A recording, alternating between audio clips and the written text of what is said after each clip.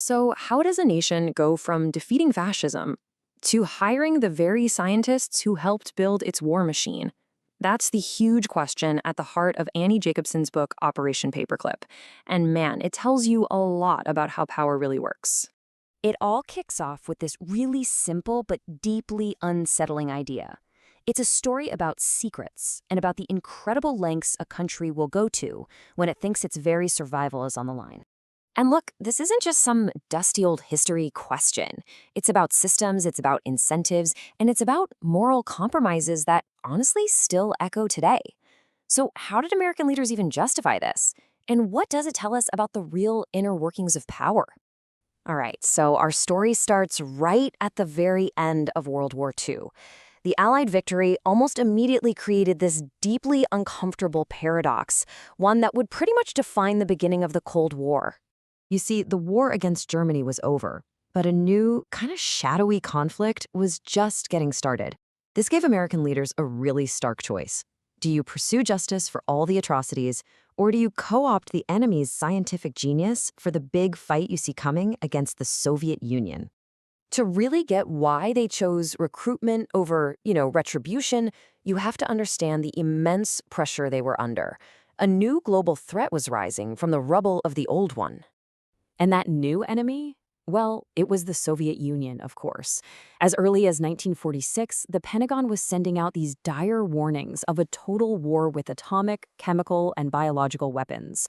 And this very real fear, it became the engine behind a whole series of morally questionable decisions. This whole climate of fear created what you could almost call a technological auction. The US and the Soviets, they weren't competing with money. No, the currency here was something way more valuable. A fresh start, a blind eye to your past, and the chance to keep doing your life's work. And you gotta understand, the stakes could not have been higher. For the Pentagon, winning this auction meant dominating warfare for the next 50 years. Losing?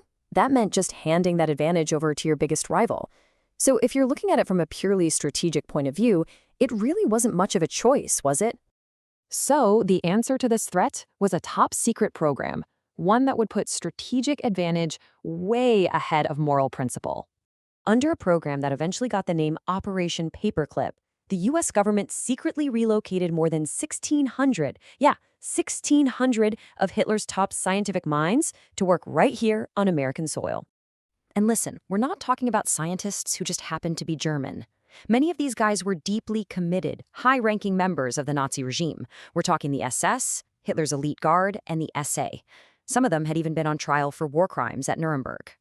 Now, to make this happen, the system basically had to justify its own actions to itself. And that required a ton of secrecy, deception, and a slow, steady chipping away at its own rules. I mean, when you look at how the policy changed, it's pretty wild. In May of '45, the official line was crystal clear. These men are enemies. But as that fear of the Soviets grew, the rules started to bend. First it was, okay, but no war criminals. Then the focus just became getting these scientists before the Soviets did. And finally, by 1950, they launched an accelerated program to get even the most compromised people out of there. And you want to know where the name Paperclip came from? It's literally from an act of bureaucratic deception. When a scientist's file had a particularly ugly Nazi past, an intelligence officer would just attach a paperclip to it. That was the signal to hide it from the State Department, who might, object. The cover-up was baked right into the name. So when news of this program eventually leaked, the public reaction was exactly what the government had been afraid of. A Gallup poll showed 70% of Americans were completely against it. People like Albert Einstein and former First Lady Eleanor Roosevelt were furious, protesting what they saw as a total betrayal of the very principles America just fought a war to defend. Okay, so after all the secrecy, the moral gymnastics, the public anger, what were the results? What was the actual legacy of this very uncomfortable alliance? Well, the program's defenders, they point to one single massive achievement, the moon landing. At the center of that triumph was a paperclip scientist named Wernher von Braun, the architect of the Saturn V rocket. He became a national hero, right on the covers of magazines, the face of American innovation. But behind that heroic image was a really dark history. That same American hero was a former member of the Nazi SS.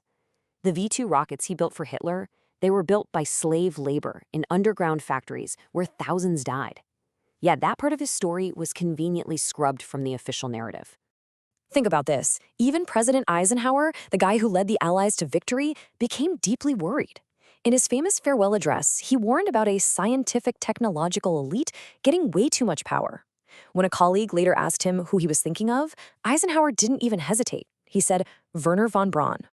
And this right here, this gets to a fundamental truth.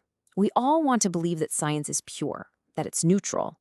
But Operation Paperclip is this stark reminder that it is always shaped by the incentives of the system that pays for it. And when those incentives are all about geopolitical victory, at any cost, that line between justice and pragmatism it vanishes. So at the end of the day, the program leaves all of us with this really tough, unanswered question. How do we weigh a person's legacy? Can these incredible achievements ever truly wash away complicity in horrific crimes? Our whole goal here is to dig into the systems that create these complex, often painful dilemmas, so we can better understand how they shape the world around us. This project is free and open to everyone. If you'd like to support the time and research that goes into making these explainers, you can become a supporter on Patreon. And for a much deeper analysis of this whole topic, definitely check out the link in the description. If you enjoyed this explainer, please do us a favor and like and subscribe. And let us know in the comments what you'd like to see us break down next.